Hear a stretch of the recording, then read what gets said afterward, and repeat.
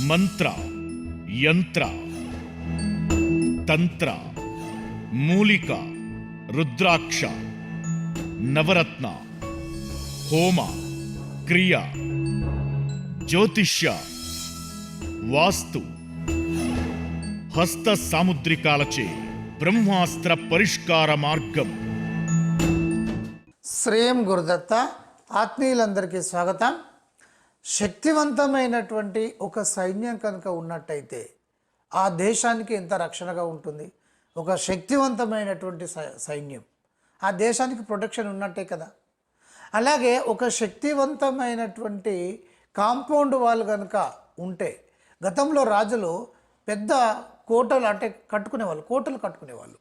అంటే వాళ్ళు నివాసం ఉండడానికి అద్భుతమైనటువంటి కోటలన్నీ కట్టుకునేటువంటి వాళ్ళు.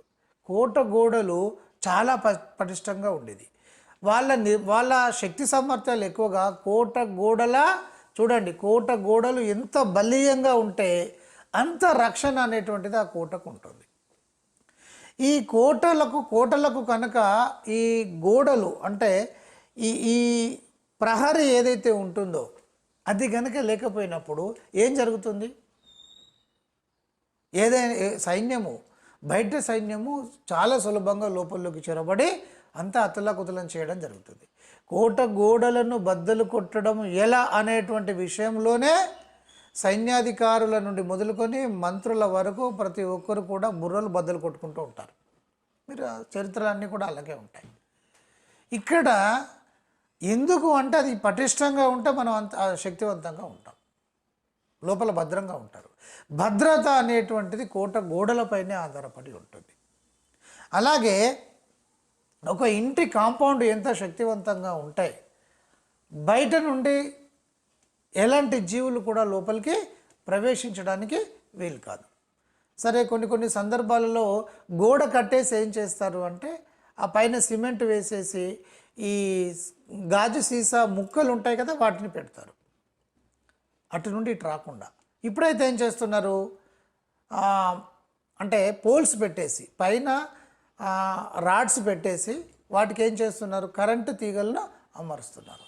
ఇదంతా ఎందుకు అంటే ఇంటికి ప్రొటెక్షన్ కోసం. కనిపించేటువంటి వాటికే ఇంత మనం ప్రొటెక్షన్గా ఉంటున్నాము అంటే కనిపించినటువంటి దానికి మనం ఎంత ప్రొటెక్షన్గా ఉండాలి, ఎంత శక్తివంతంగా ఉండాలి. ఒక ఇంటికి పరిపూర్ణమైనటువంటి రక్షణ ఏమిటి అంటే అష్టదిగ్బంధన.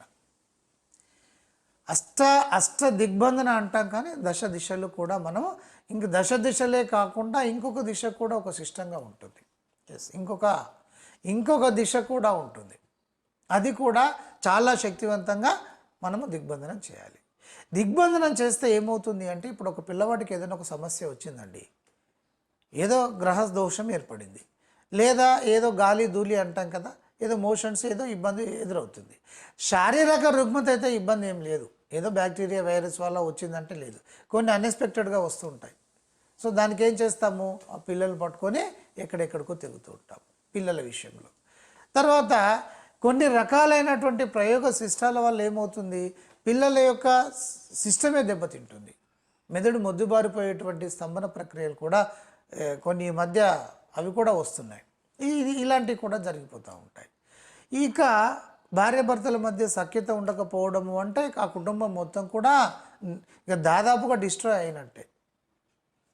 అదే కదా, భార్యాభర్తలు బాగా ఉంటేనే కదా పిల్లల్ని బాగా సమర్థవంతంగా చూస్తారు. సో ఇక్కడ ఇది ప్రాబ్లం ఉంటుంది. ఏదో ఒక ప్రాబ్లము, ఒక నెగటివ్ ఎనర్జీ విపరీతంగా కొడుతుంది అంటే ఇంకప్పుడు పరిస్థితి ఏమిటి? ఇంకొక సమస్య ఏంటంటే వాస్తు దోషాలు కూడా ఆ ఇంటిని ఇబ్బంది పెడుతూ ఉంటాయి కొంతవరకు, వీటంతా కాదు కొంతవరకు. కానీ అష్టదిగ్బంధనాల వల్ల కూడా ఈ వాస్తు దోషం అనేది చాలా శక్తివంతంగా ఆగిపోవడం అనేది జరుగుతుంది. అష్టదిగ్బంధన గురించి నేను అసలు ఎంత చెప్పినా కూడా తక్కువే. నేను అవేకం చేసేటువంటి ప్రయత్నం చేస్తున్నాను, అవేర్నెస్ తెచ్చేటువంటి ప్రయత్నం చేస్తున్నాను. కానీ అందరికీ ఇది పూర్తిగా తెలియట్లేదు. సమస్యలు వచ్చేసిన తర్వాత నా దగ్గరకు వస్తున్నారు, గురుగారు ఈ సమస్య ఆ సమస్య అంటే, అరే నాయన ఇది అష్టదిగ్బంధనాలు కనుక ఉంటే మీరు కనుక చేసుకున్నట్టయితే మీకు ఈ సమస్యలు వచ్చేది కాదు కదా. సమస్యలు వచ్చిన తర్వాత సమస్యలు వచ్చిన పరిగెత్తడం అనేది అలవాటు అయిపోయింది జనాలకి. సమస్య రాకముందు చూసుకోవచ్చు కదా. ఇప్పుడు చాలా ఎగ్జాంపుల్ ఏంటంటే ఒక 2 మంత్స్ ఉంది, ఎగ్జామ్స్కు 2 మంత్స్ ఉన్నాయి, లేదా ఒక 1 మంత్ ఉంది అన్నప్పుడు పిల్లలు చాలా తొందరగా ఆవేశంగా చదవడం మొదలు పెడతా ఉంటారు.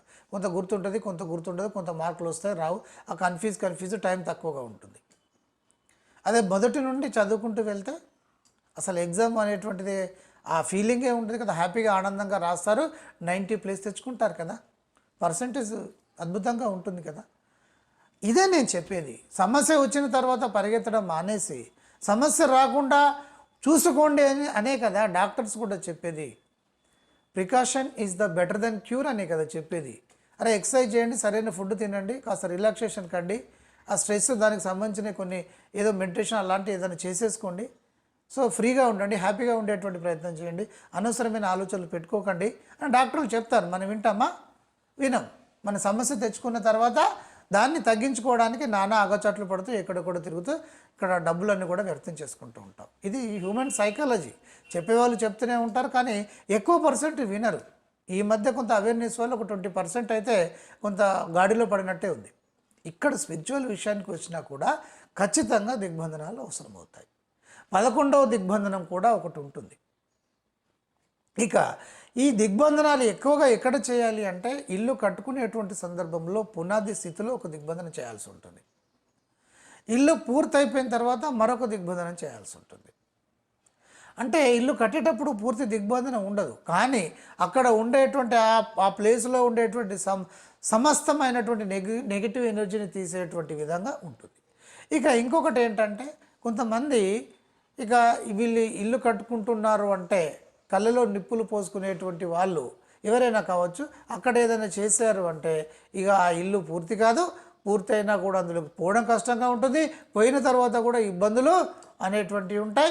ఆ తర్వాత ఆ ఇంటికి రెంట్కు రావడానికి కూడా ఎంత బాగున్నప్పటికీ కూడా బాగుందంటారు, కానీ మళ్ళీ అట్టే వెళ్ళడం జరుగుతుంది. ఇదంతా ఒక ప్రాసెస్లో ఉంటుంది. కనుక మీరు చాలా శక్తివంతంగా దేనిపైన దృష్టి పెట్టాలంటే అష్టదిగ్బంధనం పైన దృష్టి పెట్టాలి. అష్టదిగ్బంధనం ఇంటికి కనుక చేసుకున్నట్టయితే ఎలాంటిది రాదు. ఇక నా దగ్గరికి ఏంటంటే కొంతమంది గురుగారు మేము అష్టదిగ్బంధనం చేసుకున్నాము అయినా కూడా ఇలా ఎందుకు జరుగుతుంది అని చెప్పేసి వస్తూ ఉంటారు. జస్ట్ అష్టదిగ్బంధనమై 6 నెలలు, సంవత్సరమో లేదా 2-3 సంవత్సరాల తర్వాత కూడా రావడం కొంతమంది జరిగింది. అంటే ఇక్కడ ఏంటంటే అష్టదిగ్బంధనం అంటే ఏంటి, ఏదో ఒక యంత్రం తీసుకొచ్చేసి పెట్టేసేసి ఏదో 4 కట్టేసేసి 10 దిక్కులో పెట్టేసేసి అష్టదిగ్బంధనం అయిపోయింది మమ అనిపించేటువంటి వాళ్ళు ఎక్కువగా వస్తున్నారు అనేటువంటిది ఈ మధ్య ఈ జనాలు రావడం మూలాన అర్థమవుతుంది. అలా కాదు, ఒక పటిష్టమైనటువంటి తెలిసినటువంటి వ్యక్తులు కావాలి కదా. ఒక మంచి డాక్టర్ దగ్గర పోతే మంచి వైద్యం లభిస్తుంది. ఏదైనా కూడా అంతే బిడ్డ, నిష్ణానితులను ఎన్నుకునేటువంటి ప్రయత్నం చేయండి.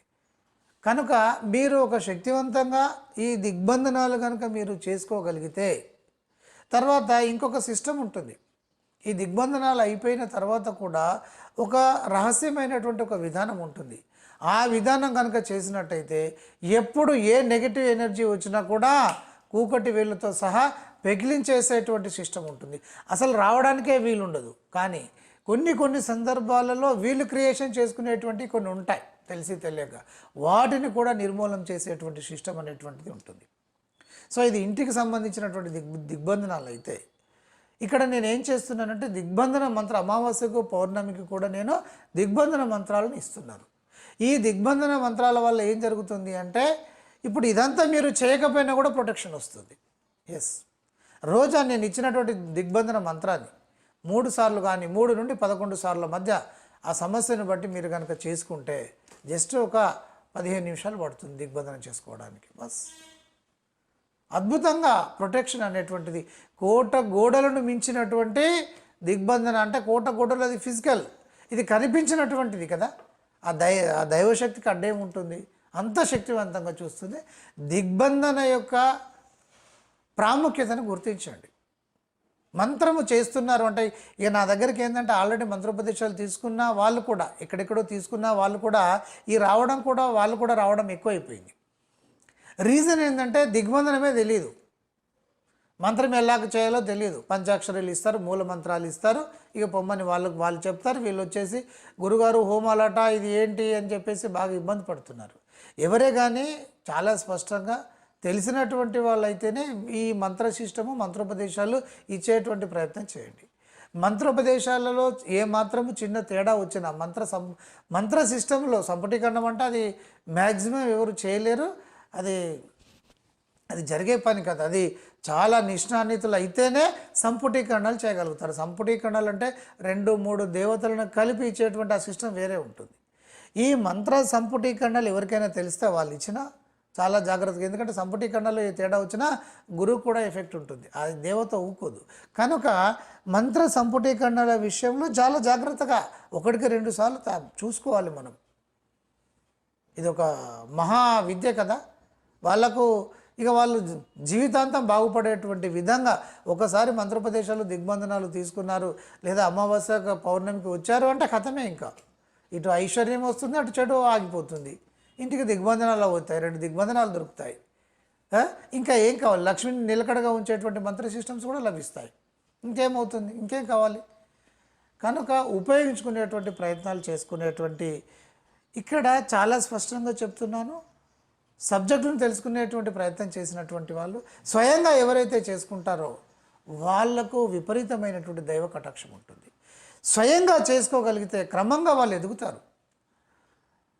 మంత్రోపాసన వల్ల కర్మలు కూడా చాలా సులభంగా ఆగిపోతాయి. మేము చేయడం అనేటువంటిది అదొక ప్రాసెస్, కానీ మంత్ర దిగ్బంధనం అనేటువంటిది మీరు కూడా ఖచ్చితంగా తెలుసుకొని ఉండాలి. మీరు కూడా చేస్తూ ఉంటే చాలా శక్తివంతమైనటువంటి ఫలితాలు పొందుతారు. అందరికీ బ్లెస్సింగ్స్.